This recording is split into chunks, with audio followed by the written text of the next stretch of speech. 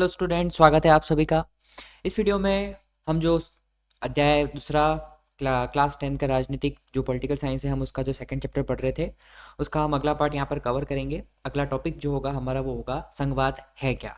What is federalism, English में हम federalism कहते हैं संघवाद को। तो संघवाद होता क्या है, इसको हम ट्राई करेंगे समझने का। इसके ऊपर हम गहरी चर्चा करेंगे, अलग अलग एग्जाम्पल से देखेंगे, संघवाद को समझने का प्रयास करेंगे। देखिए, हमने पहले के जो चैप्टर्स पढ़े थे, बेल्जियम की जो व्यवस्था पढ़ी थी, श्रीलंका की जो अव्यवस्था पढ़ी थी, उसके तहत हमने यही समझा था कि संघवाद होता क्या है, संघवाद को चलाते कैसे। और ये सब मतलब इंट्रोडक्शन हम सभी को पता है, आपको भी पता है, पढ़ भी चुके हैं। और जो चैप्टर का इंट्रोडक्शन दिया गया था, जो परिचय दिया गया था, उसमें भी हमने देखा था कि संघवाद होता क्या है। तो आगे भी हम संघवाद को पढ़ेंगे, लेकिन और डिटेल में पढ़ेंगे, संघवाद को और अच्छे से समझने का ट्राई करेंगे, और इसके साथ में ही संघवाद की विशेषताओं को जानने का भी हम ट्राई करेंगे। और संघवाद, एक देश अगर एक संघवादी देश बनता है, उस देश की व्यवस्था संघवाद बनती है, संघवाद वाली, तो वो किस तरह से बनती है, क्या क्या प्रोसीजर होते हैं, और इसमें तरीके भी होते हैं संघवाद बनने के, तो उन सभी को हम इसमें पढ़ने का ट्राई करेंगे। इस वीडियो के दो पार्ट्स होंगे। पहले वीडियो में हम संघवाद जो व्यवस्था होती है वो और एकात्मक व्यवस्था, उन दोनों के बीच के अंतर को देखेंगे और संघवाद की विशेषताओं को देखेंगे। उसके अगले वीडियो में हम संघवाद किस तरह से बनता है, एक देश को संघवाद किन किन परिस्थितियों में बनाया जा सकता है, दो प्रकार होते हैं, उन प्रकारों के बारे में पढ़ेंगे। और हम इस टॉपिक को दो वीडियोज़ में बांटेंगे। तो इस वीडियो में हम देखेंगे कि संघवाद की विशेषताएं क्या होती हैं और संघवाद और एकात्मक व्यवस्था में अंतर क्या होता है। चलिए शुरू करते हैं। तो पहले हम, हमारा जो टॉपिक है, जो हमारा संघवाद का जो पूरा टॉपिक है, हम उसको पिछले चैप्टर से अगर हम देखें तो पिछले चैप्टर हमने देखा था कि बेल्जियम ने किस तरह से अपने एथनिक कंपोजिशन, जो हमारे जाति और भाषिक कंपोजिशन था, उसको ध्यान में रखा, और श्रीलंका ने किस तरह से ध्यान में नहीं रखा। तो बेल्जियम की व्यवस्था को किस तरह से आज भी आदर्श के रूप में जाना जाता है, और श्रीलंका को किस तरह से जो राष्ट्रीय पिछड़ापन झेलना पड़ा, राष्ट्रीय अशांति, गृह युद्ध का सामना पड़ना, ये सब करना पड़ा, ये हमने पढ़ा था। तो हुआ क्या बेसिकली कि बेल्जियम ने एकात्मक शासन की जगह संघीय शासन प्रणाली को अपना ली। संघीय शासन प्रणाली का मतलब, बेल्जियम ने क्या किया कि डच लोगों को, फ्रेंच लोगों को समान भाग प्रदान किए, उनकी शक्तियों का बंटवारा कर दिया। तो क्या हो गया, वहाँ पर एक अच्छी व्यवस्था कायम की गई। तो वहाँ पर एक अच्छी व्यवस्था कायम है, तो आज भी क्या है, वहाँ पर शांति बनी हुई है। अब इसके उलट में देखते हैं क्या हुआ श्रीलंका में। श्रीलंका में व्यवहारिक रूप से अभी भी एकात्मक शासन व्यवस्था है, जिसमें केंद्रीय सरकार के पास ही सारे अधिकार हैं। अब श्रीलंका में क्या हुआ कि अभी भी क्या है, एकात्मक शासन व्यवस्था है। देखिए, संघीय शासन व्यवस्था में क्या होता है कि सत्ता की साझेदारी कर लेते हैं, सत्ता को बांट देते हैं, शक्तियों को बांट देते हैं। और एकात्मक शासन व्यवस्था में यह होता है कि जो सारी शक्तियाँ होती है वो सेंट्रल के पास होती है। श्रीलंका में वैसा ही है। आज भी जो सिंहली समुदाय का जो बहुसंख्यक है, जो सिंहली बहुसंख्यक है, उनके हाथ में सरकार है, और वो अपने हिसाब से आज भी निर्णय प्रक्रिया कर रहे हैं। तो इस तरह से बेल्जियम में क्या अपनाया गया, संघवाद। तो संघवाद यही होता है जिसमें शक्तियों को बांट दिया जाता है, या तो जातीय आधार पर बांट दो, या भाषाई आधार पर बांट दो, या राज्यों के बीच में कैसे भी आप बांट लो। लेकिन शक्तियों को जब आप बांट देते हैं तो क्या होता है, एक लोकतंत्र अच्छे से काम कर पाता है, और वो लंबा चल पाता है। लोग भी उसमें क्या होता है, सेटिस्फाइड रहते हैं, संतुष्ट रहते हैं। तो अब देखते हैं यहाँ पर कि संघीय शासन व्यवस्था और एकात्मक शासन व्यवस्था में अंतर क्या होता है। हम बेल्जियम में पढ़ा, एक तरफ तो संघीय शासन व्यवस्था पढ़ी, और एकात्मक शासन व्यवस्था श्रीलंका में जो पढ़ी, उनके बेसिक एक बार डिफरेंसेस देख लेते हैं, अंतर देख लेते हैं। तो संघीय शासन व्यवस्था में क्या होता है कि संघीय शासन व्यवस्था में सर्वोच्च सत्ता केंद्रीय प्राधिकार और उसकी विभिन्न अनुषंगिक इकाइयों के बीच बढ़ जाती है। संघीय शासन व्यवस्था में क्या होता है कि देखिए, देश की एक पावर होती है, उस देश की पावर को किसी एक के हाथ में नहीं रखकर उसे क्या करता है, बांट दिया जाता है। जैसे कि मान लीजिए ये एक स्टेट है, और ये एक राज्य है, मतलब एक देश, मतलब हाँ, मतलब एक राष्ट्र है ये। एक राष्ट्र के विभिन्न क्या होते हैं, अंग अंग बांट दिए गए, उसको स्टेट्स में। राज्य को क्या कर दिया गया, देश को, राष्ट्र को राज्यों के बीच में बांट दिया गया, स्टेट्स के बीच में बांट दिया गया। और उस पूरे देश की पावर क्या गई, थोड़ी थोड़ी थोड़ी इन सभी स्टेट्स को थोड़ी थोड़ी थोड़ी दे दी गई। तो इसमें क्या हुआ, ये यही बेसिकली कहलाती है संघीय शासन व्यवस्था, जिसमें सभी इकाइयों को, जो देश के अंदर की जो इकाइयाँ होती है, जैसा कि बेल्जियम में किया गया, छोटे छोटे राज्यों को राज्यों में बांट दी गई व्यवस्था, राज्य सरकार केंद्र सरकार बनाई गई। तो पूरे देश की एक सत्ता होती है, और फिर उसके अंदर के जो राज्य होते हैं उनको भी अपनी अपनी शक्तियाँ दी जाती हैं। तो इस तरह से शक्तियों को क्या करा, बांट दिया जाता है। दूसरा क्या होता है, आमतौर पर संघीय व्यवस्था में दो स्तर की सरकारें होती हैं। संघीय व्यवस्था में या तो दो स्तर की सरकारें होंगी, या दो स्तर से ज़्यादा की सरकारें होती हैं। हमारे देश में तीन स्तर की सरकारें हैं। पहले जब हमारा देश आज़ाद हुआ था उस टाइम पे दो स्तर की सरकारें थी, लेकिन 1992 के जो संविधान संशोधन हुआ, उसमें एक त्रिस्तरीय सरकार को भी जोड़ा गया था। तो बेसिकली अगर संघीय व्यवस्था है तो दो या दो से अधिक स्तर की सरकारें होती हैं। दो स्तर तो मूल होती हैं, केंद्र सरकार और राज्य सरकार। आगे क्या होता है इसमें से एक सरकार पूरे देश के लिए होती है जिसमें राष्ट्रीय महत्व के विषय होते हैं। अब फिर एक क्या होता है, एक जैसे कि एक पूरा देश है, उस देश की जो मेन सरकार होगी, जो केंद्र सरकार होगी, बड़ी वाली सरकार, वो क्या करेगी, पूरे देश का शासन का काम देखेगी, पूरे देश के कानून वगैरह को संभालेगी, पूरे देश का मैटर देखती है। उसमें क्या होता है, फॉरेन पॉलिसीज़ देखती है, वो मुद्रा का क्या सीन है, मुद्रा को किस तरह से कंट्रोल किया जाता है, वो केंद्र सरकार देखती है। सुरक्षा के मामलों को केंद्र सरकार देखती है। दूसरे देशों के साथ उस देश के संबंध कैसे हैं, वो सब कौन देखती है, केंद्र लेवल की जो सरकार होती है, केंद्र स्तर की सरकार, वो देखती है। इसके बाद में राज्य या प्रांत स्तर की सरकारें होती हैं जो शासन के दैनिक कामकाज को देखती हैं। राज्य स्तर की सरकारें जो होती हैं, जब हमने बात की कि जब किसी राष्ट्र को राज्यों के बीच में बांट दिया जाता है, तो राज्य स्तर की जो सरकारें होती हैं वो क्या करती हैं कि प्रांतीय स्तर पर जो अलग अलग राज्यों के उनके उनके राज्यों के जो कामकाज होते हैं उनको उनकी राज्य की सरकारें देखती हैं। उनका जो अर्थव्यवस्था होती है, बिजनेस वगैरह के जो रूल्स निकालने होते हैं, जो व्यावसायिक नियम कानून वगैरह निकालने होते हैं, वो हमारे राज्य सरकार देखती है। तो आंतरिक जो मामले होते हैं, राज्य के अंदर के जो मामले, कुछ मामलों को राज्य सरकार ही देख लेती है। बाकी राष्ट्रीय लेवल के जो राष्ट्रीय महत्व के जो मामले होते हैं, विषय होते हैं, उनको केंद्र सरकार देखती है। सत्ता के इन दोनों स्तर की सरकारें अपने अपने स्तर पर स्वतंत्र होकर अपना कार्य करती हैं। और सबसे बड़ी चीज़ क्या होती है कि ना तो सेंट्रल किसी के प्रेशर में काम करता है और न स्टेट किसी के प्रेशर में काम करता है। जिसको जो अधिकार दिए जाते हैं, वो अपने अधिकारों के अंतर्गत वो उन सभी अधिकारों का उपयोग करता है और अपने अपने स्तर पर बिना किसी रुकावट के स्वतंत्र होकर सही से कार्य कर पाता है। ये होती है एक संघीय शासन व्यवस्था। अब हम जब बात करते हैं एकात्मक शासन व्यवस्था की, तो एकात्मक शासन व्यवस्था में क्या होता है? संघीय शासन व्यवस्था एकात्मक शासन व्यवस्था से ठीक उल्टी है। उल्टी का मतलब, जैसा कि यहाँ बताया गया कि शक्तियों को बांटा जाता है, यहाँ पर ऐसा कुछ भी नहीं किया जाता है एकात्मक शासन शासन व्यवस्था में। तो क्या किया जाता है? एकात्मक शासन व्यवस्था में शासन का एक ही स्तर होता है और बाकी इकाइयाँ उसके अधीन होकर कार्य करती हैं। अब जैसा कि हमने यहाँ पढ़ा कि राज्य और केंद्र के बीच में सरकार को बांट दिया जाता है, अलग अलग शक्तियाँ दी जाती हैं, तो एकात्मक शासन व्यवस्था में ऐसा कुछ भी नहीं होता है। देश जो होता है, उस देश के अंदर ये पूरी एक ही इकाई होती है, सेंट्रल लेवल की गवर्नमेंट होगी। अंदर भले अगर राज्यों के अंदर आप बांट भी लोगे तो राज्यों को किसी प्रकार की शक्तियाँ नहीं दी जाएंगी। केंद्र जो बोलेगा वही राज्यों को करना पड़ेगा, कि राज्यों को अपने स्तर की कोई भी शक्तियाँ नहीं दी जाती हैं। केंद्र जो बोलेगा उसको वैसा करना पड़ेगा, केंद्र जो कानून बनाएगा उसको वही कानून फॉलो करने पड़ते हैं।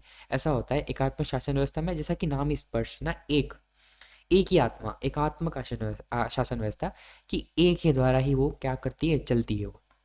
इसमें केंद्रीय सरकार प्रांतीय या स्थानीय सरकारों को आदेश दे सकती है। अब इसमें जो सेंट्रल लेवल की जो गवर्नमेंट होती है, वो स्टेट लेवल्स को क्या करती है, ऑर्डर देती है। देखिए, संघीय व्यवस्था में क्या होता है कि राज्य की सरकार जो होती है अपने स्तर पर स्वतंत्र रूप से कार्य कर सकती है। एकात्मक व्यवस्था में क्या होता है कि केंद्रीय सरकार राज्य सरकार को जो आदेश देती है, वो आदेश उनको मानने ही पड़ते हैं, चाहे वो गलत हो या सही हो। संघीय व्यवस्था में ऐसा नहीं होता है। राज्य सरकार की भी अपनी शक्तियाँ होती हैं और कुछ अगर उनको गलत लगता है तो वो अपोज भी कर सकते हैं, वो उस चीज़ का विरोध भी कर सकते हैं। लेकिन एकात्मक शासन व्यवस्था में ऐसा नहीं होता है। तो आपको समझ में आएगा दोनों में फ़र्क क्या है। संघीय शासन व्यवस्था में शक्तियाँ बढ़ती हैं, संवैधानिक रूप से बढ़ती हैं, अधिकार दिए जाते हैं और अपने अपने कार्य स्तर, अधिकार क्षेत्र भी दिए जाते हैं। जबकि एकात्मक शासन व्यवस्था में बिल्कुल भी ऐसा नहीं होता है। एकात्मक शासन व्यवस्था में शक्ति केंद्र के हाथ में होती है, राज्य के पास कुछ भी नहीं होता है और केंद्र जो बोलता है वैसा ही पूरे देश को करना पड़ता है। तो ये बेसिकली हमारे अंतर थे संघीय शासन व्यवस्था और एकात्मक शासन व्यवस्था के बीच में। अब हम देखते हैं कि संघीय व्यवस्था की जो मुख्य विशेषताएं होती है वो कौन कौन सी होती हैं, कौन कौन सी ऐसी चीज़ें हैं, कौन कौन सी ऐसी बातें हैं जिससे हम ये कह सकते हैं कि एक देश जो होता है वो एक संघीय व्यवस्था के रूप में काम कर रहा है। और याद रखिएगा, ध्यान में रखिएगा, ये जो है वो एक प्रश्न बनकर आ सकता है हमारी किताब, हमारे जो एग्ज़ाम है उसमें सीधा सीधा एक प्रश्न भी पूछा जा सकता है कि संघीय व्यवस्था की मुख्य विशेषताएं बताइए। अगर कम नंबर का पूछा जाता है तो आपको 1 2 3 पॉइंट्स लिखने हैं। अगर ज़्यादा का पूछा जाए तो आपको मिनिमम, आपको कम से कम 5 पॉइंट तो याद रखने ही हैं। उसको याद रख लेना है, समझना भी है, समझने के साथ में याद भी रखना है। डिटेल में आपको एक एक करके मैं समझाऊंगा, तो आपको यहीं पे समझ आ जाएगा। आई होप, मैं ट्राई करूंगा आपको यहीं पे समझ आ जाए। फिर भी आपको ये बाद में भी पढ़ना है, अभी भी समझने का ट्राई करना है। और वर्तमान की स्थिति के साथ आप अगर इसको जोड़ के देखेंगे तो आपको अभी के अभी ही समझ में आ जाएगी। और जब चीज़ समझ में आ जाती है, पॉलिटिकल साइंस में, राजनीतिक विज्ञान की सबसे बड़ी खासियत यही है कि जब आपको चीज़ समझ में आ गई, तो वो जब चीज़ आपको समझ में आ जाती है तो आप उसको वर्तमान स्थिति के परिप्रेक्ष्य में उसको क्या कर सकते हैं, कनेक्ट करके दे सकते हैं। तो वर्तमान में कौन सी सरकार है, राज्य सरकारें किस तरह से काम कर रही है। और एक खास बात यह है कि जब आपको ये चीज़ें समझ में आने लग जाती हैं, जब आपको पता चल जाता है कि व्यवस्था किस तरह से काम कर रही है, किस तरह से काम कर रही है, ये पता चलने के बाद जब आप उसको कनेक्ट भी करने लग जाते हैं, तो देश के सभी जो हॉट टॉपिक्स हैं, जो भी मुद्दे चल रहे हैं देश के, बड़े बड़े गर्मा गर्मी वाले जो मुद्दे चलते हैं, वो आपको आसानी से समझने आ जाते हैं। और जिस टाइम आपको ये आसानी से समझ में आने लग गए, उस टाइम आप समझ लीजिए कि आपका पॉलिटिकल साइंस में, राजनीतिक विज्ञान में एक जो इंटरेस्ट होता है वो बढ़ना चालू कर देता है। और क्योंकि हम भारत के नागरिक हैं, क्योंकि हम हमारे देश के नागरिक हैं, तो हमारा कर्तव्य है कि हमारे देश की जो व्यवस्थाएं होती हैं, हमारे देश के जो मुद्दे चल रहे हैं, बहुत ही गर्म मुद्दे जो चल रहे हैं, उन उन मुद्दों के बारे में हमें पता हो। और कोई हमसे अगर प्रश्न कर ले, कोई हमसे इन मुद्दों के बारे में पूछ ले, तो हमें उनका सटीक उत्तर पता हो। क्योंकि भारत के नागरिक होने के नाते और प्लस इस देश के नागरिक होने के साथ ही हम एक स्टूडेंट भी हैं, हम एक छात्र भी हैं। तो एक छात्र होने के नाते हमें इन चीज़ों की जानकारी आवश्यक रूप से होनी चाहिए। इसलिए क्लास 10th में आपको ये पढ़ाया जा रहा है। भले आप आपकी स्ट्रीम चेंज कर लीजिएगा बाद में, लेकिन ये चीज़ें आपको बहुत ही ज़रूरी, आवश्यक रूप से पता होनी चाहिए। तो शुरू करते हैं। संघीय शासन व्यवस्था की मुख्य विशेषताएं क्या होती है, कनेक्ट करके देखेंगे इनको। यहाँ सरकार दो या दो से अधिक स्तर वाली होती है। शुरू में आपको बता दिया गया था, संघीय व्यवस्था में एक या एक से अधिक स्तर की सरकारें होती हैं। केंद्र स्तर होता है, राज्य स्तर होता है, क्षेत्रीय स्तर भी होता है। दूसरा पॉइंट, अलग अलग स्तर की सरकारें एक ही नागरिक समूह पर शासन करती हैं, पर कानून बनाने वाले, कर वसूलने और प्रशासन का उनका अपना अपना अधिकार क्षेत्र होता है। मतलब क्या है इसका, अलग अलग की सरकारें एक ही नागरिक समूह पर शासन करती, मतलब ये देखिए, यहाँ पर एक स्तर बना दिया हमने, ये पूरा देश बना दिया। अब इसमें हमने छोटे छोटे राज्य बना दिए। अब इस राज्यों के अंदर कोई एक व्यक्ति रहता है, ठीक है, व्यक्ति समूह, नागरिक समूह रह रहा है। तो केंद्र सरकार भी उसी व्यक्ति समूह पर राज कर रही है, और राज्य सरकार भी उसी व्यक्ति, उस राज्य के अंदर आने वाले व्यक्ति पर ही राज कर रही है। तो इस केस में क्या होता है कि भाई नागरिक भी, अगर कभी कभी हो सकता है नागरिकों के मन में भी ये प्रश्न आ जाए कि हम किसकी बात सुने, हम किसकी बात माने, हम केंद्र सरकार की बात सुने या हम राज्य सरकार की बात सुने। पर कानून बनाने, तो इस स्थिति में क्या होता है कि दोनों की बातें सुनना आवश्यक है। इसके इसके बारे में भी प्रावधान दिए गए हैं कि पर कानून बनाने, कर वसूलने और प्रशासन का उनका अपना अपना अधिकार होता है। तो इसी वजह से कि नागरिकों को कौन कौन सी बातें माननी है, कौन कौन सी चीज़ों को लेकर केंद्र शासन चलाएगा, राज्य शासन चलाएगा, इस पर अलग अलग प्रावधान बनाए गए हैं। सबको अपना अपना अधिकार क्षेत्र दिया गया है कि केंद्र सरकार को बताया गया है कि आप इस मामले में कानून बना सकते हैं, आप इस मामले में अपनी शासन चला सकते हैं, और राज्यों को बताया गया है कि आप इन इन मामलों में अपना कानून, अपना शासन चला सकते हैं। तो बहुत सिंपल बनाकर रखा गया है यहाँ पर, ठीक है। नागरिक समूह एक ही है, लेकिन जो शासन करने की जो पद्धतियाँ होती है, सरकारें वो होती है, वो उन पर अलग अलग, उनको अधिकार अलग अलग दिए गए हैं। केंद्र को राष्ट्रीय सुरक्षा के मामले में, मुद्रा के मामले में दिए गए हैं, तो राज्य को पुलिस और जो व्यापार वगैरह जो होता है उसके बारे में दिया गया है। ठीक है, क्लियर यहाँ पर।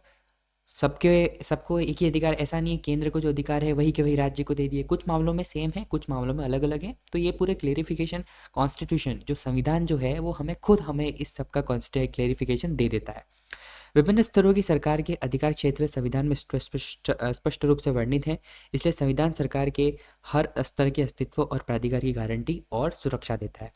यही बात मैंने आपको क्लियर करी कि विभिन्न स्तर की सरकार के अधिकार क्षेत्र का मतलब वो किन किन क्षेत्रों में अपना अधिकार रखते हैं, किन किन एरियाज़ में वो अपने फैसले ले सकते हैं, किन किन क्षेत्र से संबंधित वो अपने निर्णय प्रक्रिया शासन चला सकते हैं, ये संविधान में बताया गया है। देखिए, संविधान सबसे ऊपर होता है, संविधान के हिसाब से ही आपको अपनी बातें सारी मानकर चलनी पड़ती है। तो राज्य को भी वही मानना पड़ता है, केंद्र को भी वही मानना पड़ता है। तो जो संविधान में लिखा होगा वो स्पष्ट रूप से लिखा गया है कि कौन किस चीज़ को लेकर शासन चलाएगा, किसके अधिकार में क्या क्या चीज़ें हैं, ये संविधान स्पष्ट रूप से बताता है। इसलिए संविधान सरकार के हर स्तर के अस्तित्व और प्राधिकार की गारंटी देता है। और एक बात ये भी हो सकता है कि आने वाले टाइम में कोई ऐसी सरकार आ जाए और संविधान में कुछ मामूली अगर वो चेंज कर दे, और उस चेंज से ही क्या हो जाए कि संघीय शासन व्यवस्था खराब या ख़त्म हो जाए। भाई ऐसा प्रावधान ले आया कि जहाँ पर राज्य सरकार का अस्तित्व ही खत्म कर दिया, क्षेत्रीय स्तर की सरकार का अस्तित्व ही खत्म कर दिया। अगर कोई ऐसा प्रावधान आ गया तो मतलब क्या है फिर, ऐसी संघीय व्यवस्था का मतलब क्या हो, तो सिर्फ नाम की बना के आपने छोड़ दी। तो ऐसा नहीं होता है। संविधान जो होता है वो सबसे ऊपर होता है, और संविधान के जो मौलिक चेंज होते हैं ना, संविधान के जो प्रावधानों को बदलना आसान नहीं होता है। और संविधान इसकी गारंटी देता है कि जो राज्य स्तर की सरकारें हैं, राज्य की जो शक्तियां हैं, राज्य के जो अधिकार हैं, वो संविधान में लिखे गए हैं। और संविधान में जो अधिकार लिखे गए हैं उन्हें ना तो केंद्र चेंज कर सकती, ना कोई भी दुनिया की कोई भी शक्ति चेंज कर सकती है। और अगर पूरे देश की सहमति बनती है तो थोड़े बहुत चेंजेस किए जा सकते हैं, बदलाव किए जा सकते हैं। अन्यथा जो लिखा गया है वही सर्वोपरि माना जाएगा पूरे देश के लिए। आगे चलते हैं। संविधान के मौलिक प्रावधानों को किसी एक स्तर की सरकार अकेले नहीं बदल सकती है। अब किसी केस में मान लीजिए, आपको मैं एग्जांपल के साथ समझाऊं कि संविधान मौलिक प्रावधान हमने धारा 370 हटाई जम्मू कश्मीर में, और मान लीजिए हमने नेशनल लेवल पर जीएसटी की जो व्यवस्था थी, टैक्स लेने की जो व्यवस्था थी, वो हमने बदल दी। इसके बाद में से कई फैसले लिए गए सरकार के द्वारा। तो वो ऐसे फैसले थे, कई फैसले ऐसे थे जो सरकार के मौलिक प्रावधानों में नहीं थे, उन मौलिक प्रावधानों में बदल गया।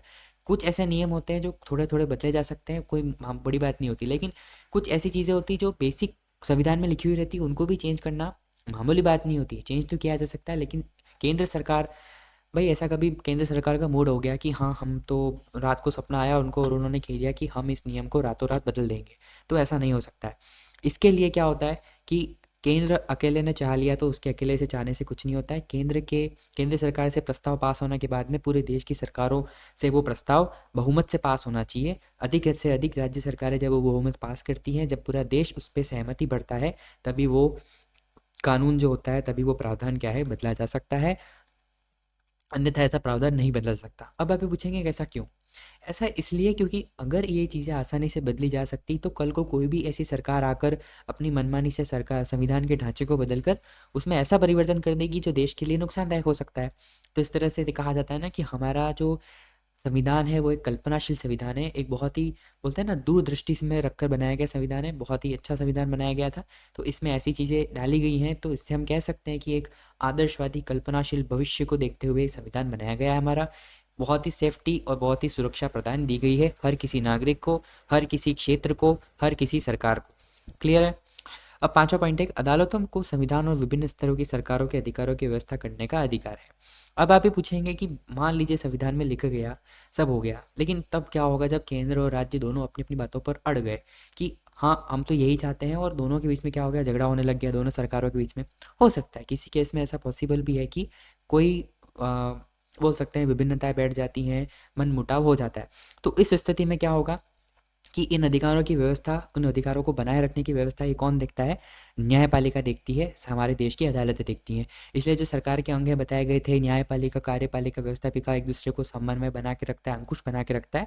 वो इस केस में हम बता सकते हैं कि कैसे रह सकता है कि अदालत बीच में आकर इन सभी सरकारों को, इन सभी अधिकारों की क्या करती है, व्यवस्था भी करती है, उनकी व्याख्या भी करती है। व्याख्या करने के बाद उन्हें बताती भी है कि आपका ये काम है, आपका ये काम है।